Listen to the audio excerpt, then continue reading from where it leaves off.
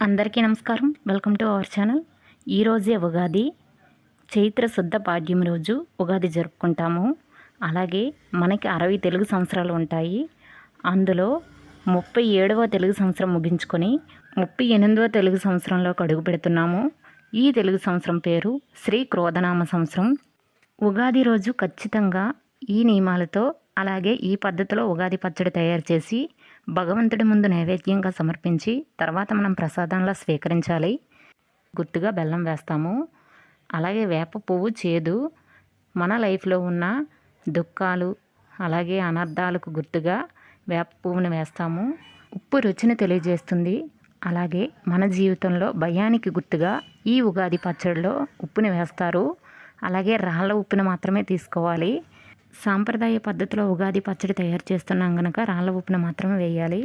చింతపండు పులుపు మన లైఫ్లో ఓర్పుని నేర్పుని తెలియజేయడానికి ఈ ఉగాది పచ్చడిలో చింతపండు రసాన్ని వేస్తాము. ఇక మిరియాలు ఎందుకు వేస్తామంటే మనలో ఉన్న కోపానికి గుర్తుగా మిరియాలు వగరును వేస్తాము. ఈ మిరియాలు రసాన్ని మింగేసేటట్లే మనం కోపాన్ని కూడా మింగుకోవాలి. కొన్ని క్షణాల్లో కోపం అనేక అనార్థాలకు దారితీస్తుంది. చివరగా పచ్చి మామిడికాయ ముక్కలు. ఈ పచ్చి మామిడికాయ ముక్కలు కొత్తదనానికి ఆశ్చర్యపరిచే విషయాలకు గుర్తుగా వేస్తాము.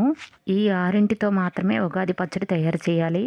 వారి టేస్ట్ని బట్టి పల్లీలు అలాగే పుట్నాల పప్పు కానీ ఇంకా కొబ్బరి ముక్కలు రకరకాల ఇంగ్రీడియంట్స్ వేస్తూ ఉంటారు.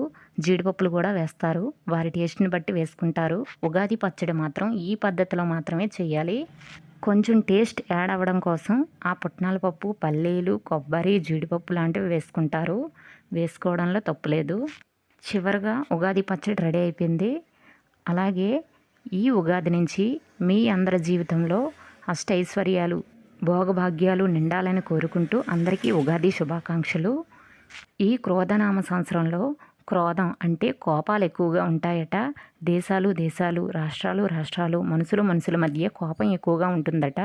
అందువలన అందరూ కూడా అన్ని విషయాల్లో జాగ్రత్తగా వ్యవహరించాలి. కొన్ని క్షణాల్లో కోపం చెప్పాను కదా ఎన్నో అనర్థాలకు దారితీస్తుంది. అందువలన కోపాన్ని ఈ మిరియాల రసం మింగేసేటట్లే కోపాన్ని కూడా మింగేయాలి. అలాంటప్పుడు ఎలాంటి అనర్థాలు రావు. ఓకే అండి, తెలుసుకున్నారు కదా. అలాగే ఉగాది రోజు ఏ పని మొదలుపెట్టినా విజయవంతం అవుతుందని చెప్తారు. మీరు ఏదైనా బిజినెస్ వ్యవహారాలు కానీ తదితర వ్యవహారాలు కానీ ఈరోజు మొదలు పెడితే ఖచ్చితంగా విజయం సాధిస్తారట. అలాగే ఉగాది పూజా విధానం మన ఛానల్లో ఆల్రెడీ వీడియో ఉందండి. ఇంట్రెస్ట్ ఉంటే చూడండి. ఓకే అండి, తెలుసుకున్నారు కదా ఉగాది పచ్చడి సాంప్రదాయ పద్ధతిలో ఎలా తయారు చేయాలో. ఈ వీడియో కనుక మీకు నచ్చినట్లయితే లైక్ చేసి మీ బంధువులకి స్నేహితులకు షేర్ చేసి మరిన్ని వీడియోల కోసం మన ఛానల్ సబ్స్క్రైబ్ చేసుకోండి. Thank you for watching.